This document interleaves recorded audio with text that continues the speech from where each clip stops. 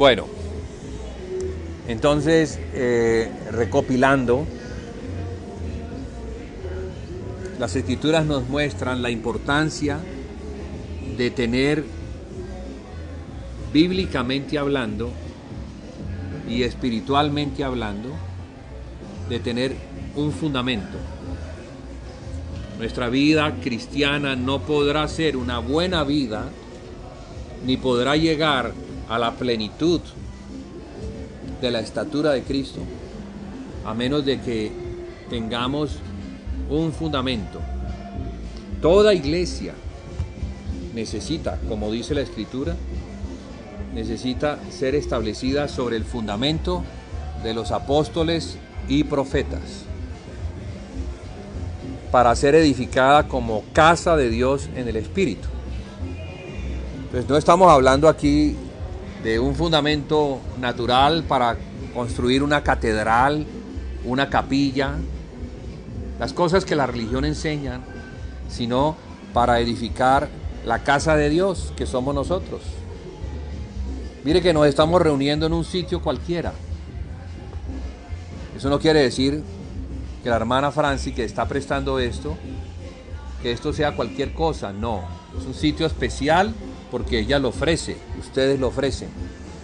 Pero no necesitamos edificar una cosa de hombres especial para decir que estamos en la iglesia. No, en cualquier lugar, nosotros como el cuerpo de Cristo nos podemos reunir y podemos oír y ser edificados como casa de Dios en el Espíritu. Fíjese que es diferente a una casa edificada en la carne, o sea, en lo natural.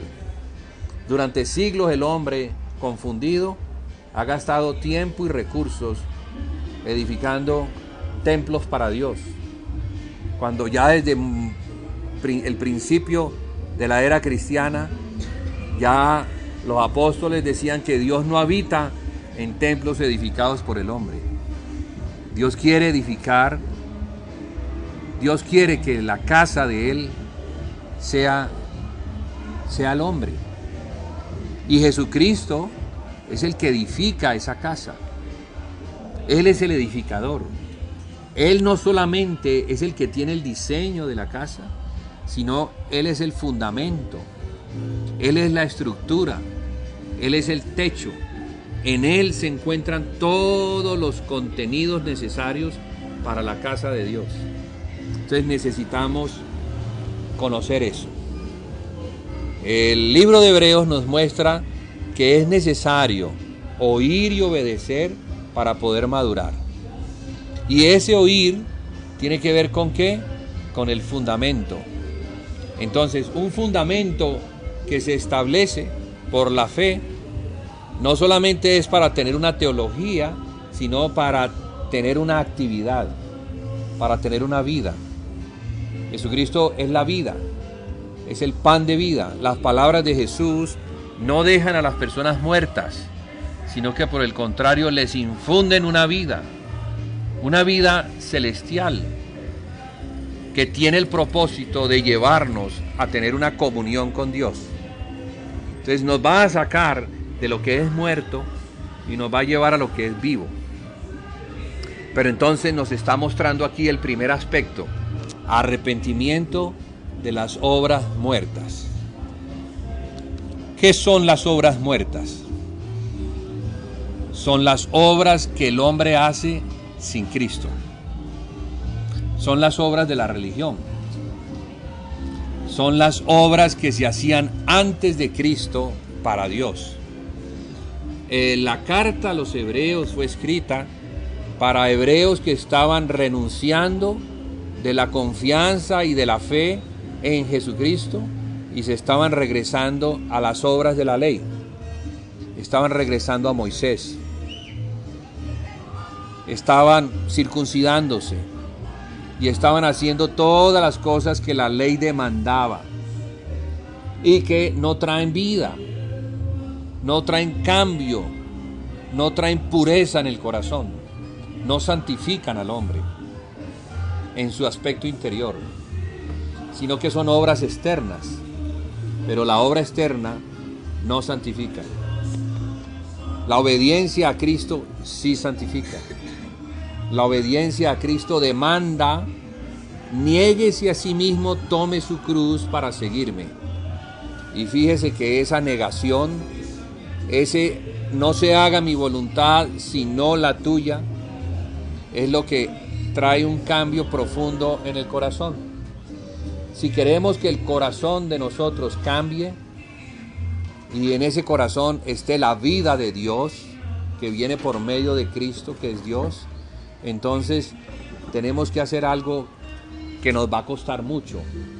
Vamos a tener que negar todo valor que le damos a las cosas externas.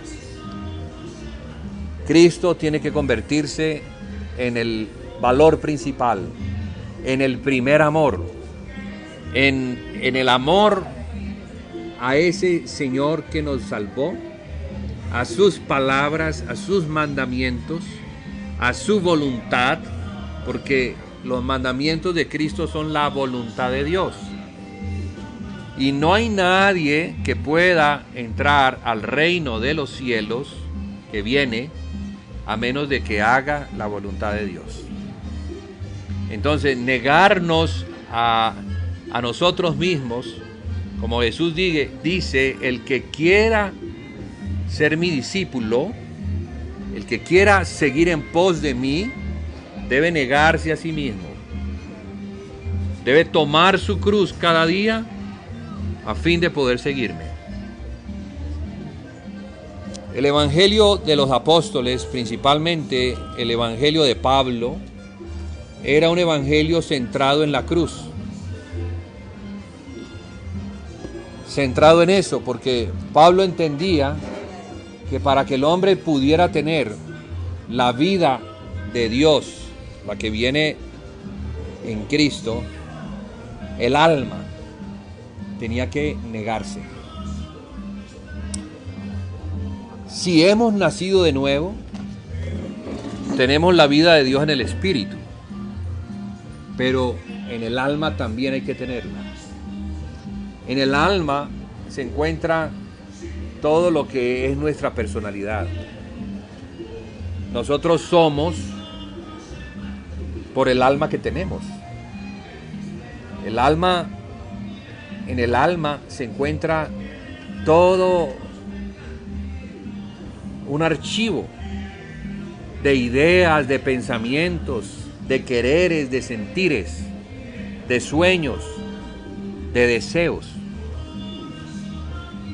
de pasiones, de amores, de odios, de aborrecimientos. Allí hay una vida que es la que nos mueve.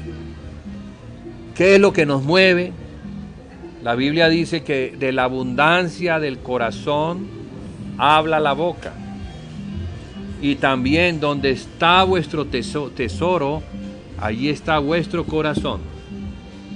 Entonces, lo que más amamos, sean padres, sean hermanos, sean hijos, sea trabajo, sea dinero o lo que sea, si eso es lo que más amamos, nuestro corazón está allí. Y de eso que amamos es de lo que hablamos. Si amamos mucho el fútbol, pues vamos a hablar de fútbol. Nos vamos a reunir con gente que se identifique conmigo y vamos a hablar y hablar y hablar y hablar de fútbol. Pero si amamos a Cristo y lo buscamos en la palabra y nos llenamos de Él, pues no queremos hablar sino de Cristo. Entonces vamos a hacer como el agua y el aceite. Los que hablan de Cristo y los que hablan de fútbol. Ellos no se pueden encontrar en una conversación. Porque el que ama a Cristo no va a querer oír de fútbol. Y el que ama el fútbol no va a querer oír de Cristo. Cuando somos rescatados de esas cosas y somos llevados a la luz que es en Cristo, de las tinieblas a la luz, nuestra vida entonces se va a hacer muy diferente. Y muchos de los que nos conocen, amigos, familiares, van a notar el cambio. porque ya no me voy a estar reuniendo para las mismas conversaciones, para las cosas que antes hacía, según el amor que había en mí. ¿Y cómo ocurre esto? Porque ya me estoy negando, porque ya estoy amando al Señor y me estoy negando a esos amores. Cuando yo niego esos amores por la causa del Señor, esos amores pasan a un plano inferior, al punto que termino hasta aborreciéndolos. Lo que antes me gustaba hacer, ya no me gusta hacerlo, ya lo aborrezco, porque ahora estoy amando a hacer las cosas de Cristo. Entonces, ese arrepentimiento de horas muertas nos habla de eso. Mire que la vida cristiana comienza allí. El primer paso de la vida cristiana es el paso de la negación. ¿Y sabe por qué muchas personas no quieren venir a Cristo? Porque en el fondo saben lo que cuesta seguir a Cristo. No quieren renunciar al mundo. No quieren renunciar a las fiestas. No quieren renunciar a sus novios. No quieren renunciar a sus novias. Y digo novias porque son varias. Y ustedes me podrán entender, ¿verdad? Sí, todo eso está combinado. Con fornicación, cosas relacionadas con lo que no es de la luz, sino que es de las tinieblas. Entonces, hermanos, hay un cristianismo que no arranca, no avanza hacia la madurez, porque no se quiere renunciar. ¿Son de Cristo? Sí. ¿Han nacido de nuevo? Sí. ¿Son hijos de Dios? Sí. Pero ¿cómo está el alma? Intacta. No ha pasado nada con el alma. El alma no es de Cristo. El alma es mi posesión, no la quiero entregar. Porque las cosas que amo no las voy a soltar.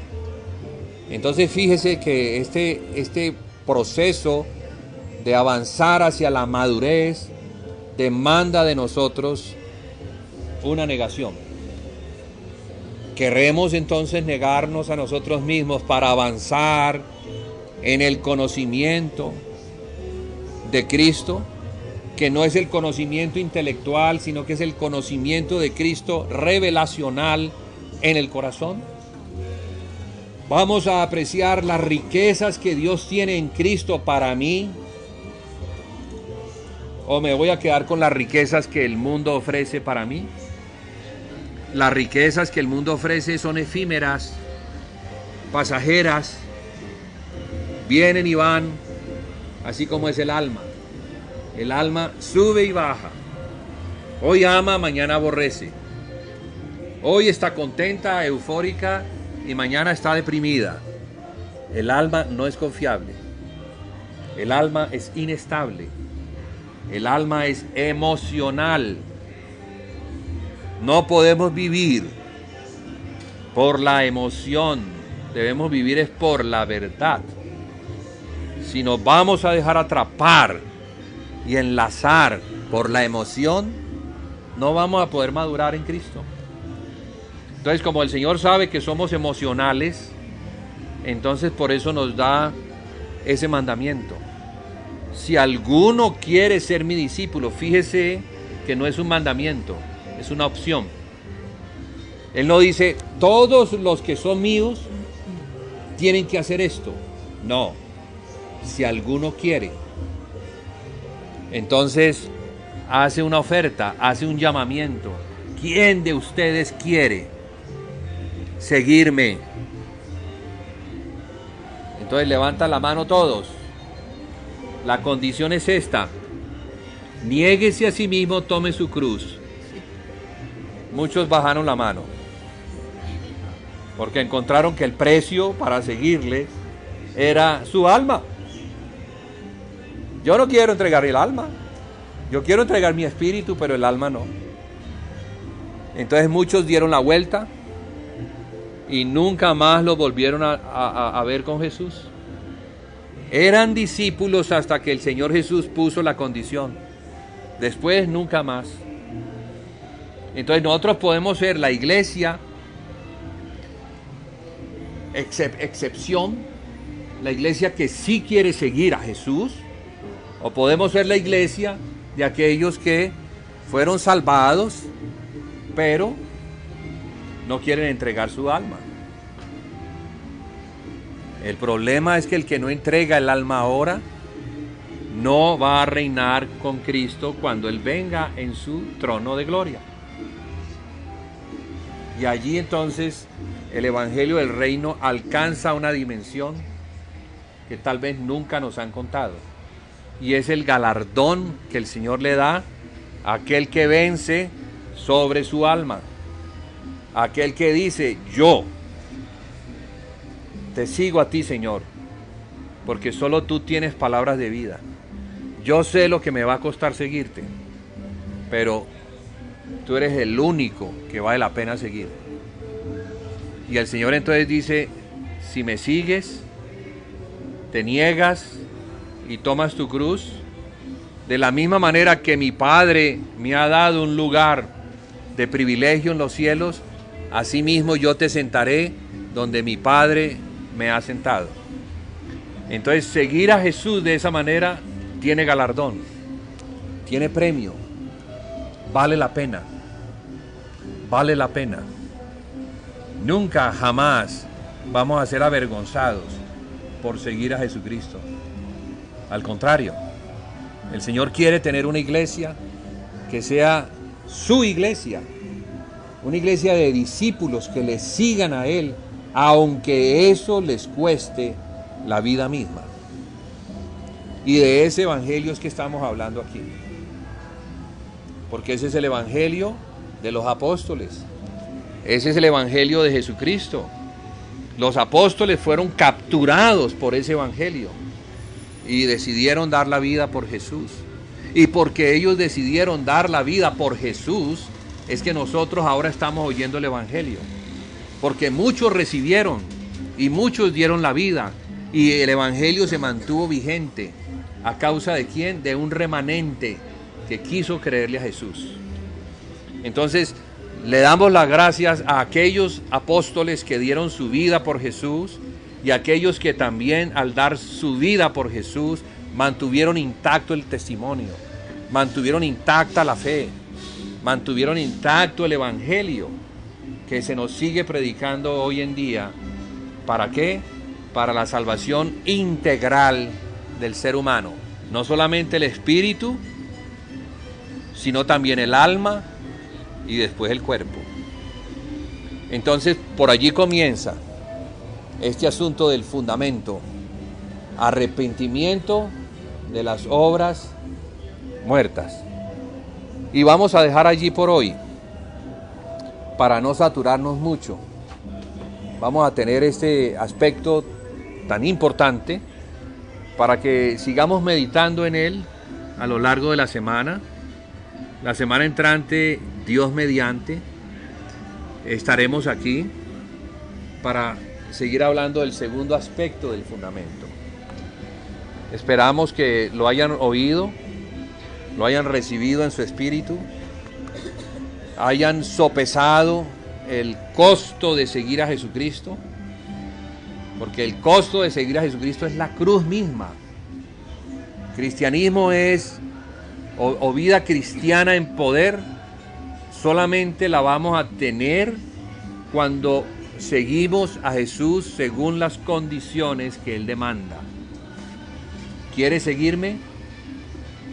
Camina conmigo, pero tienes que negarte a todo.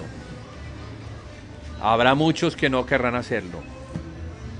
Y hay muchos en la cristiandad que están caminando por el camino ancho. ¿Por qué? No quieren pagar el precio que el Señor Jesucristo demanda de nosotros. Repito, es una opción, no es una obligación, es una opción, pero es la opción más importante. Pongámonos de acuerdo con Pedro, porque Pedro también oyó y se dio cuenta el precio que tenía que pagar. Y Pedro dijo, Señor, ¿a quién iremos? Si solo tú tienes palabras de vida. ¿A quién iremos? Si solo Jesús tiene palabras de vida. Palabras de vida para nuestra alma, para restaurar nuestra alma, para que nuestra alma comprenda la plenitud de Dios, para que nuestra alma se haga disponible para la edificación de la casa de Dios. Es un fundamento y tiene que ver con la casa de Dios. Tiene que ver con lo que nosotros estamos abrazando para convertirnos en la casa de Dios. Ese es el punto. Vamos entonces a permitirle que Dios habite plenamente en nosotros, que tengamos una comunión plena.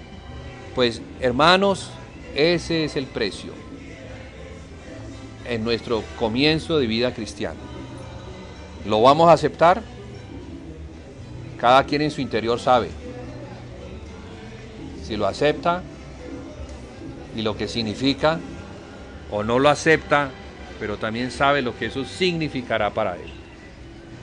Amén. Amén. Padre, te damos las gracias por tu palabra. Señor, sabemos que el costo de seguirte a ti es entregar nuestras vidas plenamente a ti. Estamos midiendo ese costo y a veces lo vemos tan costoso que nos decimos en nuestro corazón, yo no soy capaz, yo no sé cómo sería esto. Por eso te decimos, Señor, que somos débiles, que no sabemos, que incluso no nos imaginamos lo que significa negarnos a nosotros mismos y tomar la cruz. Pero lo que sí sabemos es que de ti